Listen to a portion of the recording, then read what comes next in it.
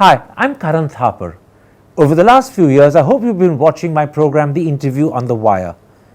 During that period, I've interviewed doctors, politicians, businessmen, scientists, authors, and even the occasional Nobel laureate. For me, it's been exciting. I hope it's been enjoyable for you. But these, as you know, are tough times, and if this program is going to remain bold, independent, and sometimes even defiant, then I think we need your support. At the end of the day, it's a truism, but editorial independence is best defended by the viewers. So if you would like this program to remain the way it is, forthright, outspoken, and interesting, then would you consider supporting us?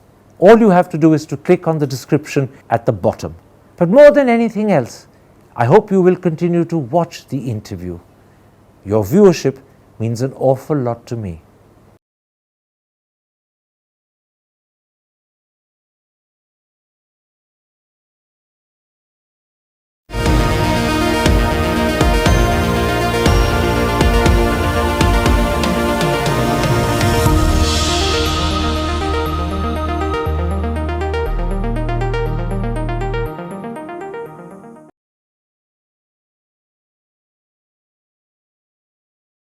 Hello and welcome to a special interview for The Wire.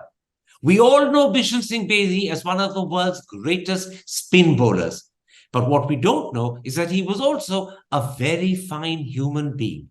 Joining me to discuss this side of Bishan Singh Bedi's character and personality is one of his friends and admirers, the well-known and internationally renowned historian, author and cricket lover, Ramachandra Guha. Ram Guha, in an article you wrote for The Telegraph in September 2021 to mark Bishan Singh Bedi's 75th birthday, you said, "He was the living cricketer I hold in the highest esteem."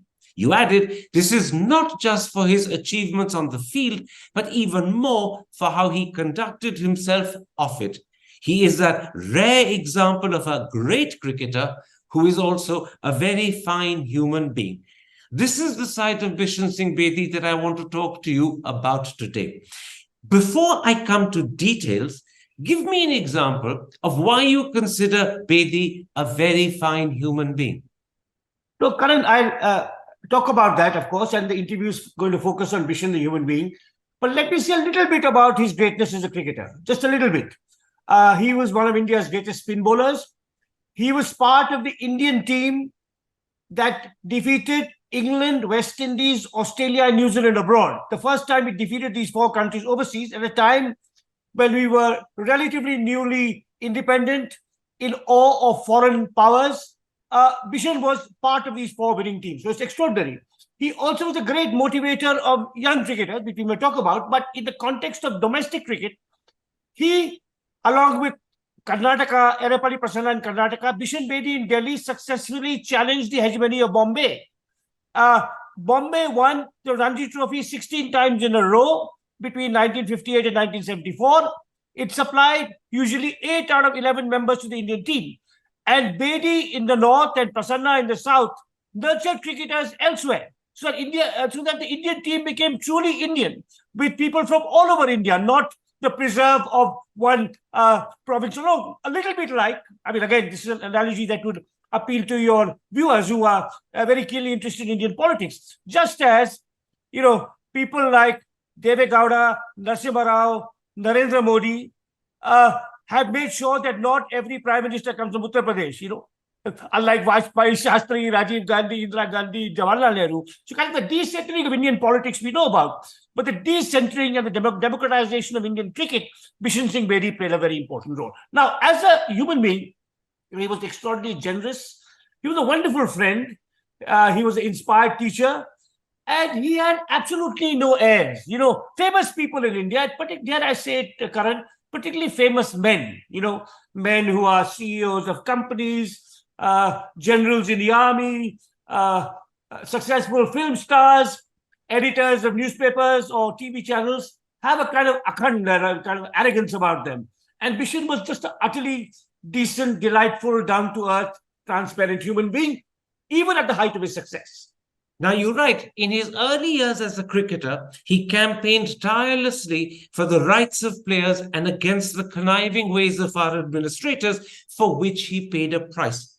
Most people would think that this is the normal thing for a cricketer to do. So tell me, at the time when he did it, how unusual was this?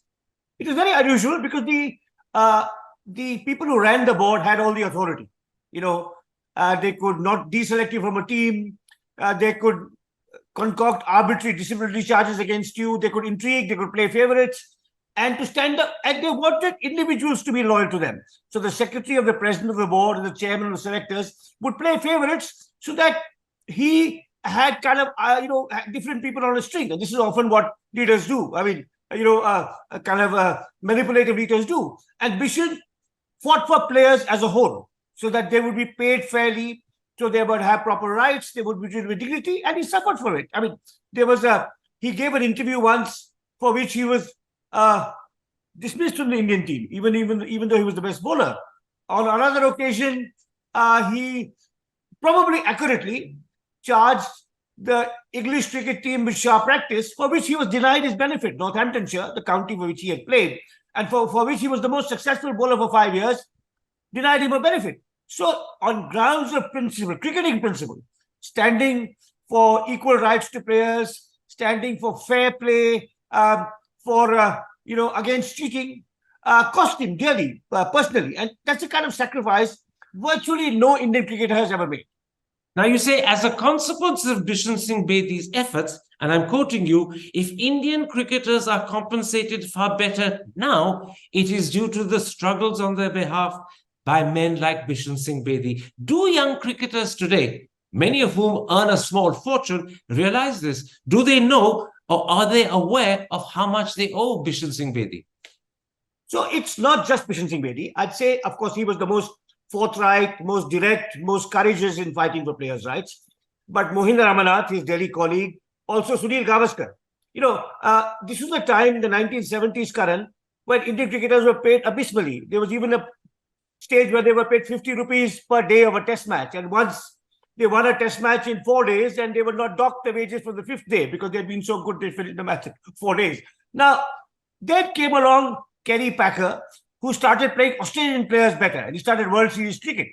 And the Indian cricketers at this stage, people like Bedi, Gavaskar, Mohinder Ramanath, pressurized the board, and almost overnight, from about 1,000 rupees a test match, it went up to 10,000 in the 1970s, which is a lot of money. And of course, staying in proper hotels, traveling by air and not in second class or unreserved third class.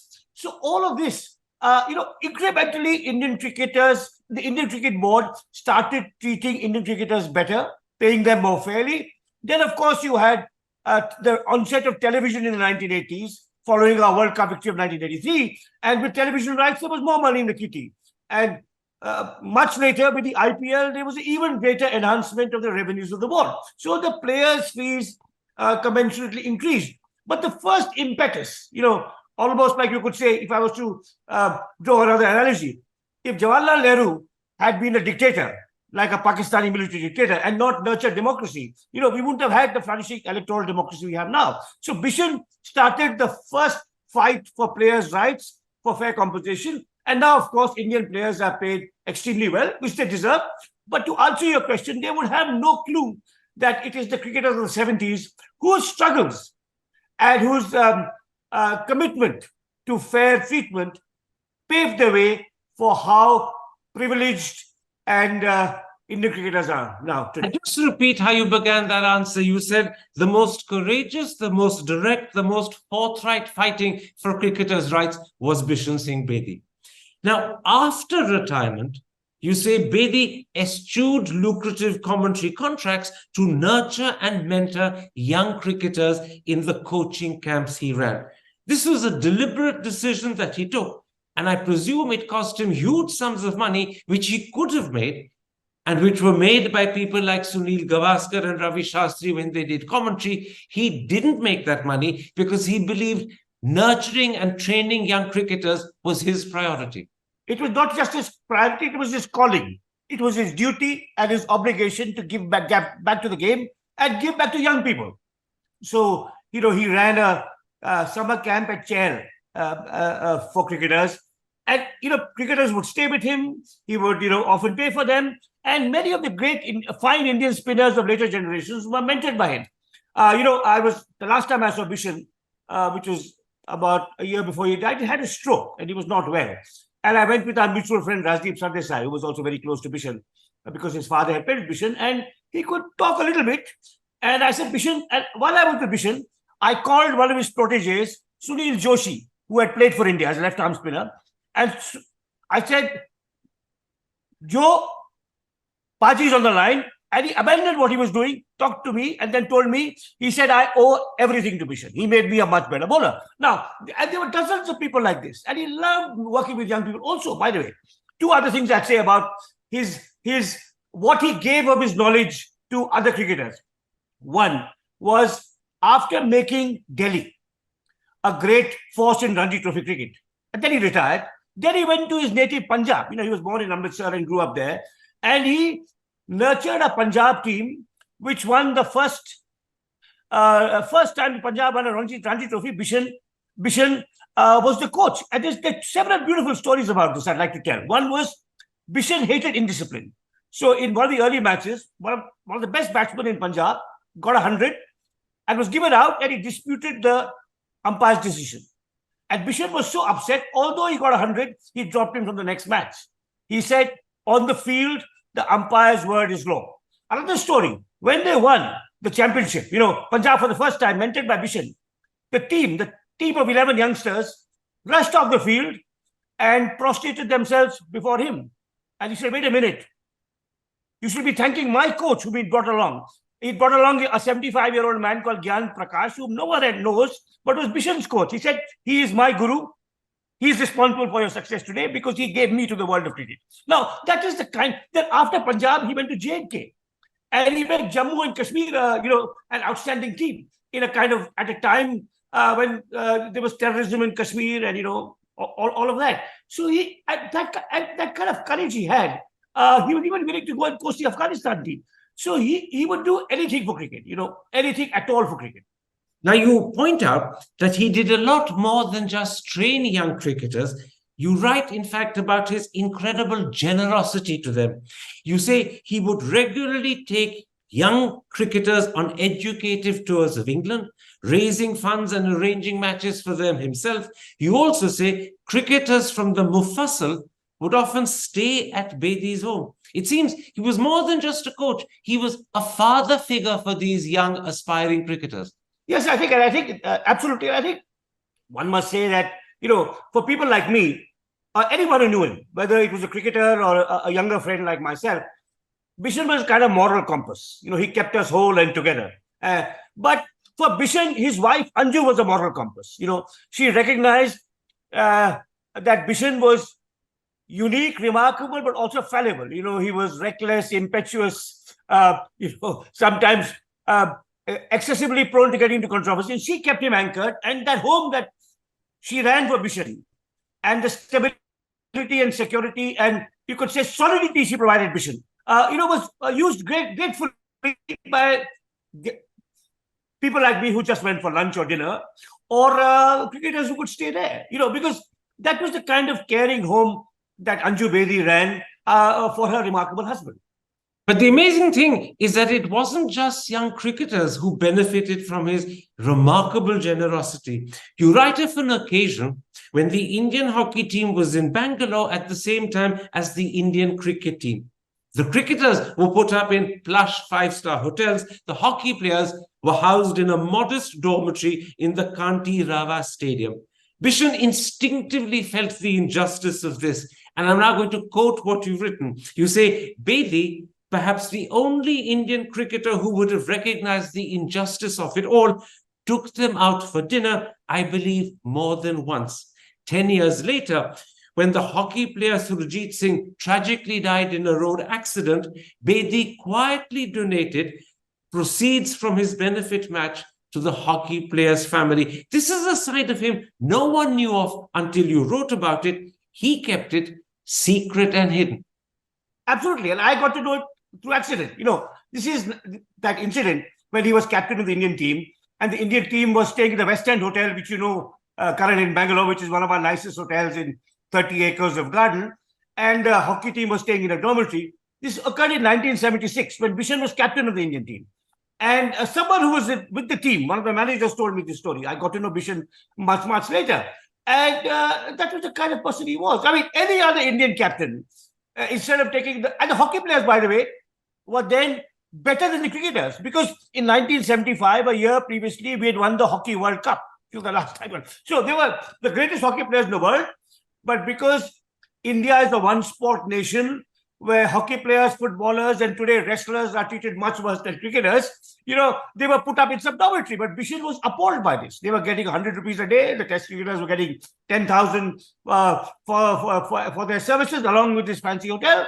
And he did this. And so, I mean, I heard this from an eyewitness who was one of the liaison officers of the Indian team, who I happen to know. And I didn't know Bishan then. And that's the kind of thing he would do quietly. I mean, he was just Tiger Pataudi, whom you wrote about in your recent column and whom you knew Bishan well, once said this. He said, Bishan Bedi is the only international cricketer who spends more on others than others spend on him. So today, for example, if say an Indian cricket team was to come to Bangalore, and some Bangalore entrepreneur was to want some, reflected glory and wish to take them out for dinner, they would expect that the entrepreneur would pay, or everyone else would pay for them. That's what cricketers and film stars are like. They expect to be feted and paid for. Now, so I know this tribute of Tiger Pataudi. Now, it's even an extraordinarily generous man. I mean, I think I don't want to paint him as perfect. He was fallible.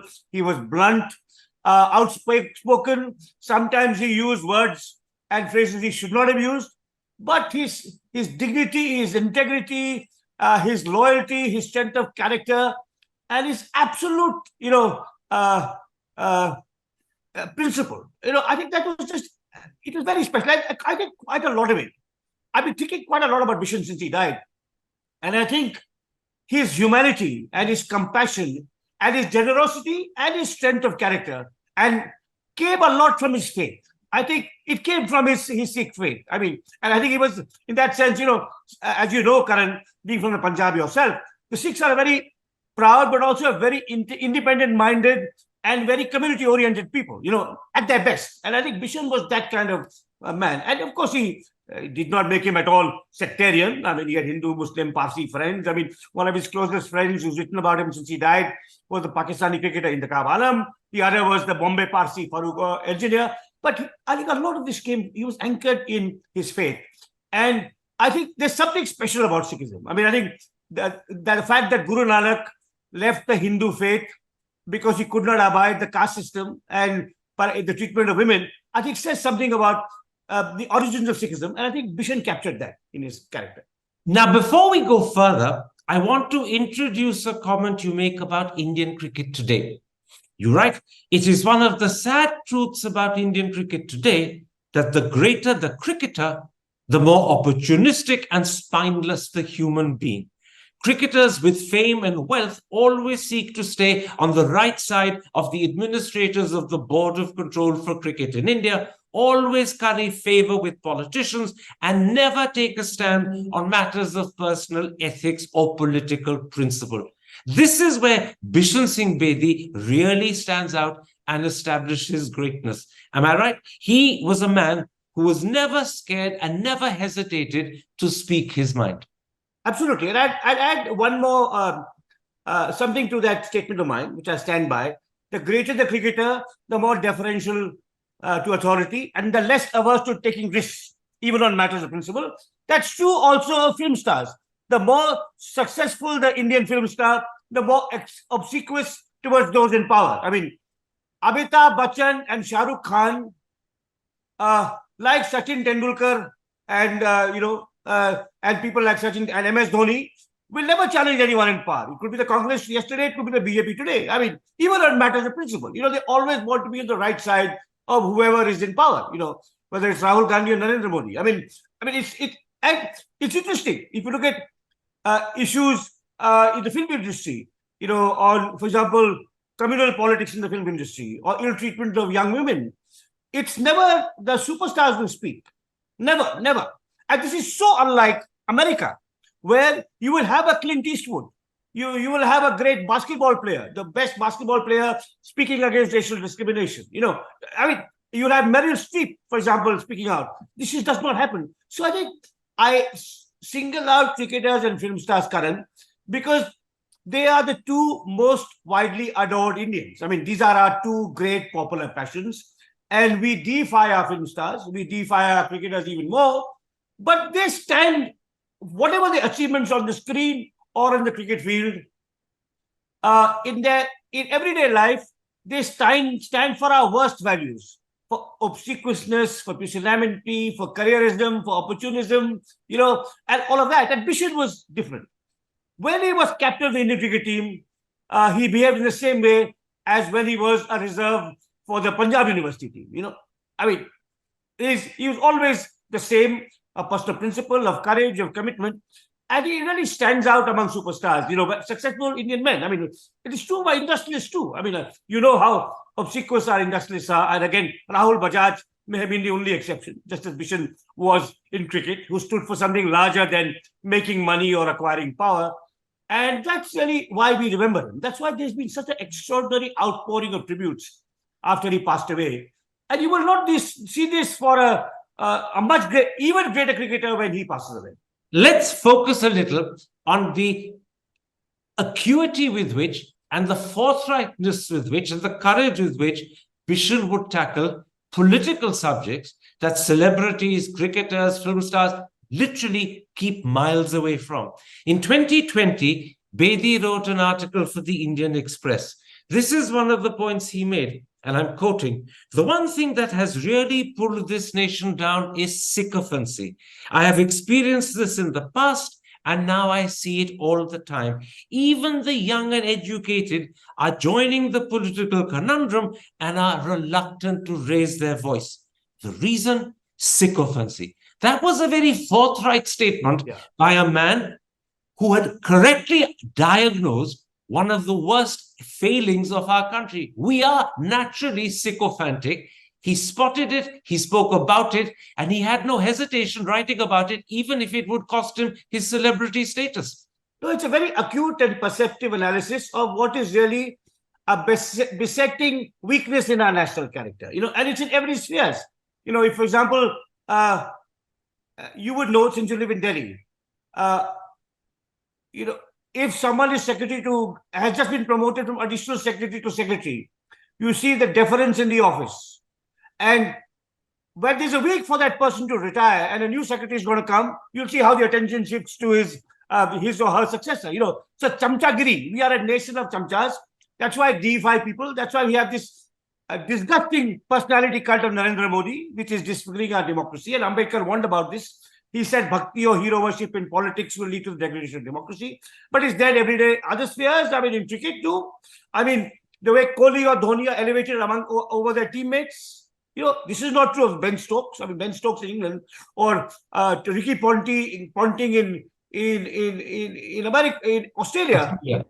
In Australia, were never treated in this way. So it's true of our CEOs. If you go to a corporate office and you see the chamchagiri towards the CEO and the aura around the CEO, or head of a big company over, shall we say, Mukesh Ambani or Gautam Adani by the employees. So he identified this, and I think, as you say, it's a very perceptive observation. It's an accurate observation.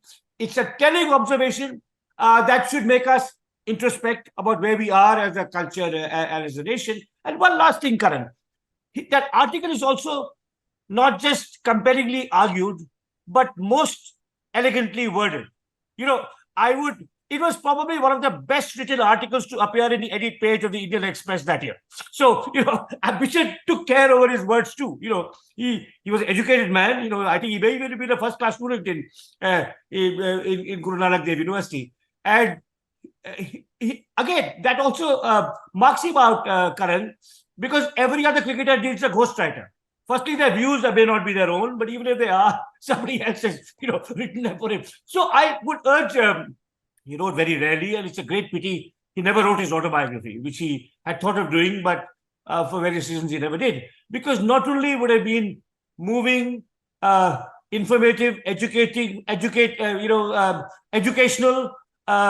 funny, because he told wonderful stories, it would also have been stylishly written. I think this is one of the least appreciated aspects of Bishan Bedi, that he wrote good prose, and probably in Punjabi, his Punjabi was as good as his English. Now, in that article in the Indian Express, he went actually one step further. He didn't just comment about the failings of the Indian people as he perceived them.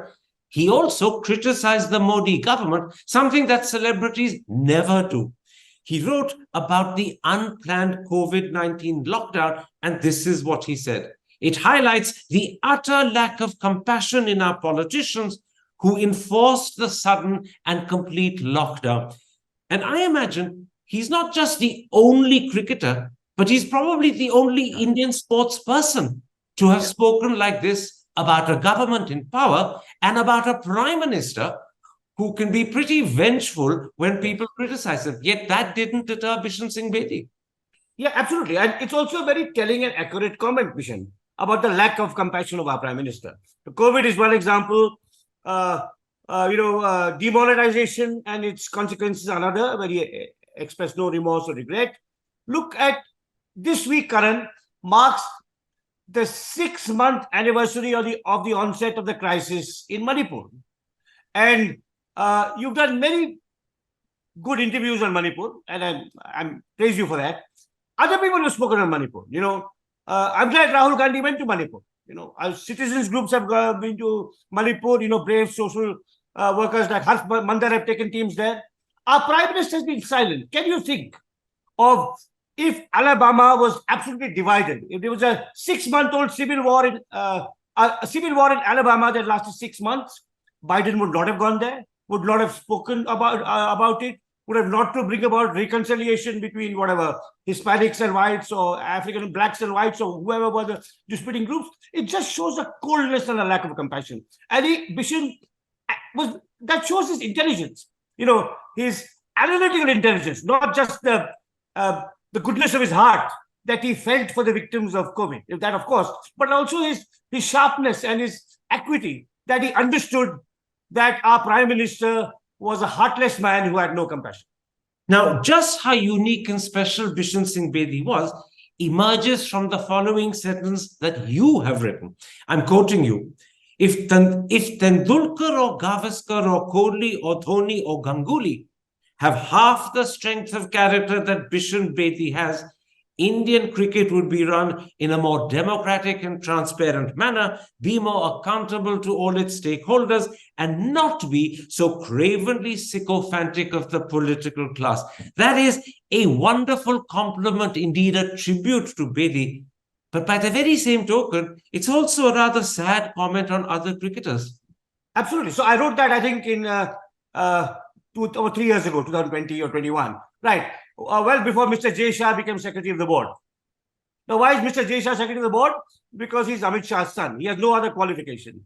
He has no expertise in cricket, no experience in cricket administration. The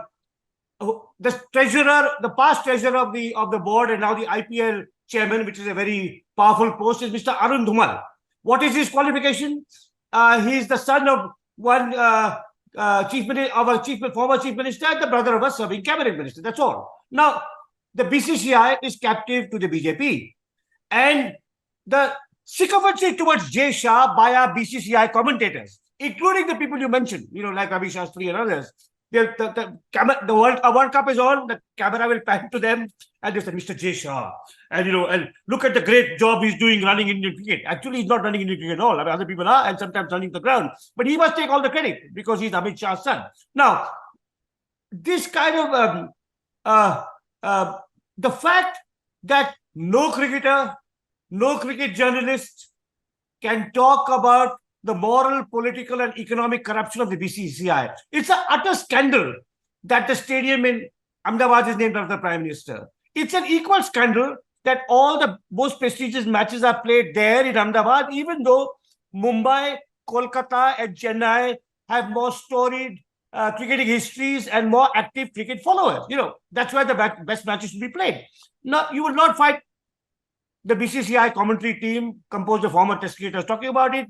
You will not find the press. Now, so I think that's why the kind of Bishan Bedi's being a moral compass, being a truth teller. In cricket now, there's no one, that he's gone. But in the film world also, there's no one. In the business world, there's no one. And that's really what makes him special and unique. And dare I say it, so un-Indian. This is what you meant when you said he wasn't just a great cricketer. He was that rare example of a great cricketer who is also a very fine human being. As an individual, as a man, I'm not speaking of him as a bowler, but as an individual, as a man of character, as a man of integrity, he was heads and shoulders above any other cricketer we have had. Yes, but also he was a great warm. So I don't want to make him a paragon, a saint. He was a very admirable man. But he was also a person of warmth, of compassion, and a delightful sense of humor. I mean, he told lovely stories. I mean, he had a wonderful way with lines. Oh, I quote in that one of the articles that you read. I quote, he's calling me when this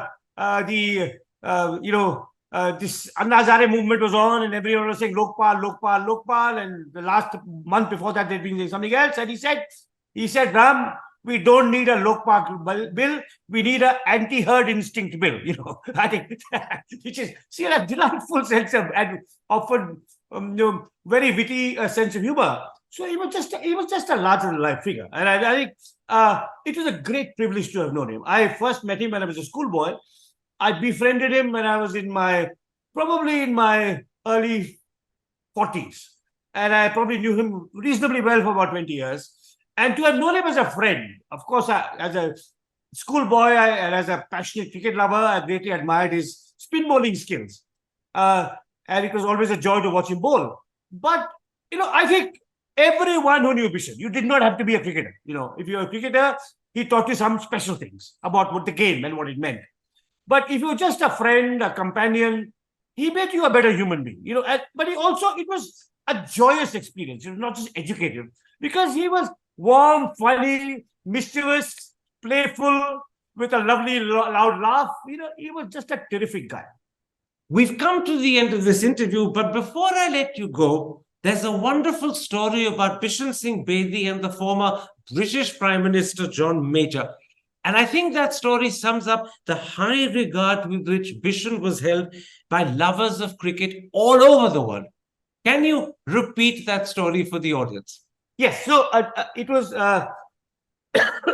probably about 10 or 11 years ago, and the British High Commissioner, who was at that stage very nice gentleman called Richard Dicky Stagg, whom I knew slightly, had to host a dinner for John Major, who was who was coming from England. He was a past Prime Minister, not serving Prime Minister, and I think was head of some Commonwealth mission. And so, if you're an Indian ambassador and, shall we say, a former Prime Minister comes visiting, say Manmohan Singh would come visiting today, you had given Manmohan Singh's distinction, not only former Prime Minister, but scholar, thinker, you'd set up a kind of proper dinner for him. So the High Commissioner sought to choose his guest list very carefully. So there was Sharad Pawar, who was then a senior minister in the Manmohan Singh cabinet. There was Naveen Chawla, who was Chief Election Commissioner. There was Abbas Ali Beg, who was a cricketer who had studied in England. There was Bishan Singh Bedi. So there were two people representing cricket. By the way, John Major was a passionate cricket fan who wrote a wonderful history of English cricket. One of his, not known, and he was also president of the MCC. So there are two people from the cricketing world, Bishan and Beg, two people from the political world, Sharad Pawar and Naveen Chawla. And it was me, because I was a friend of the High Commissioner, and he wanted a writer alongside. And so he set this up so that, all bases would be covered. John Major would have 5 or 6 interesting people to talk to, and he would get a sense of the diversity of Indian opinion and all of that. And John Major sought Bishan, plonked himself next to him, and kept on exchanging stories. And many of the stories were about, the great English cricketer Freddie Truman. And there are many wonderful stories about him, and I'll tell one. I'll tell one about Freddie Truman, which was probably told that day. There was an England player called David Shepherd, who was also a priest in the church, and later became the Bishop of Liverpool. So he was playing for England, and Truman bowled a bouncer, and the Australian batsman hooked the ball, and there was an easy catch that David Shepherd should have taken at fine leg, and he spilled the catch. At which Truman bellowed across the field, "Come on, Reverend, you have plenty of practice putting your hands together." Now, so there are many stories like this about Truman. So John Major, as a boy, had grown up worshipping Truman, watching him bowl, hearing stories about him. Bishan had actually played against Truman. So he had some first-hand stories to share. And they were exchanging all these stories and other stories. And John Major was splendidly indifferent to the cabinet minister Sharad Pawar, the chief election commissioner Naveen Chawla, and everybody else, and certainly to me. And at the end of the dinner, I got in my one word. I said, "Mr. Major, I know you've written a history of English cricket, but you should write a book of cricket stories about FST, that is Frederick Stewart's Truman. You should write a book which I'm sure I'll have a lot of stories about FST." He said, "Why FST? It'll have plenty of stories about BSB too." And he pointed at Bishan Singh Bedi. So I thought that was just delightful. It kind of summed up the man. Yeah. Ram Guha, thank you very much for sharing your insight, your understanding of a remarkable cricketer, but revealing him in a light that none of us had actually realized was the true Bishan Singh Bedi, a man of enormous integrity, great strength of character, someone who stands in terms of his integrity, his frankness, his openness, heads and shoulders above other cricketers and sportsmen. This is the Bedi India never got to see and know. You've just introduced him to us. Thank you very much indeed. Thank you, Karan. I just say a remarkable cricketer, a remarkable human being, and one of the most admirable of Indians. That's how I remember Bishan Singh Bedi. Thank you. Thank you, Ram Guha. Hi, I'm Karan Thapar. Over the last few years, I hope you've been watching my program, The Interview on the Wire. During that period, I've interviewed doctors, politicians, businessmen, scientists, authors, and even the occasional Nobel laureate. For me, it's been exciting. I hope it's been enjoyable for you. But these, as you know, are tough times, and if this program is going to remain bold, independent, and sometimes even defiant, then I think we need your support. At the end of the day, it's a truism, but editorial independence is best defended by the viewers. So if you would like this program to remain the way it is, forthright, outspoken, and interesting, then would you consider supporting us? All you have to do is to click on the description at the bottom. But more than anything else, I hope you will continue to watch The Interview. Your viewership means an awful lot to me.